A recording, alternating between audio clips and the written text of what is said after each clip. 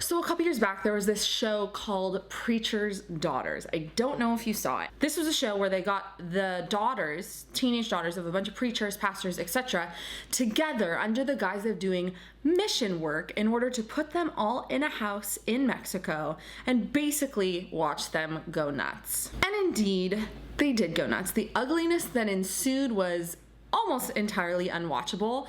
It was just these girls with as much alcohol as they wanted, going to bars and clubs and having guys at the house and hiring strippers and like all this craziness and screaming and breaking things and throwing things at each other. And I think the network at least got what they had hoped for, got what the objective was to watch these girls go crazy. Girls who came from good Christian families. Like the objective was to take these girls and to just like watch them fall and watch them fall apart.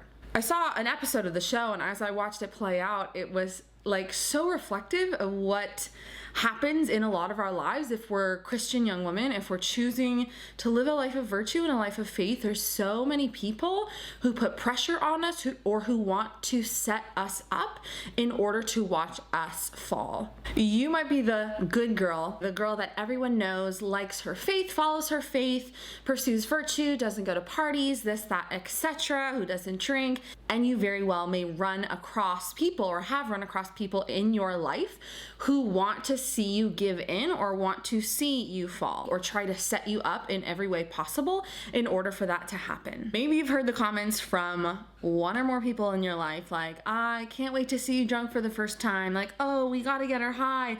Oh, we need to get you drunk. Oh, we need to do this. We need to do that. Like, oh, she's such the goody two shoes. Like, we all need to band together and like get her to do X, Y, or Z. Maybe you've heard some comments like that before. I know I certainly did in my life. In high school or college, I heard a lot of those comments, and those can be really frustrating and difficult and annoying. The reality is, if you choose virtue, if you choose to live your faith, you're gonna run into a lot of people who want to pressure you, who want to see you fall. And there's a lot of reasons for that. They want you to go to a party or drink because they want to try and prove that it's impossible to have fun without doing something like that. They want you to have sex because they can't get behind the archaic notion that someone would value themselves, value their sexuality so much to save that for marriage. Whatever the case may be, people want to justify their belief that there is no alternative to going with the flow. People want to see good people who have chosen good for themselves fall. Why would anyone else have offered a huge sum of money for any woman to come forward and prove that Tim Tebow was not a virgin, that he was lying about saving sex for marriage? Someone offered, I think it was $1 million, for any woman who could prove that that wasn't true. He was the picture of a young man with great integrity and virtue and character, but someone offered that in order to prove that the kind of goodness that Tim Tebow was pursuing in his life wasn't possible. Choose a life of virtue, and it is inevitable that you will run across people who bother you about it and who want you to fall and push you to fall and say all those kinds of comments in your life.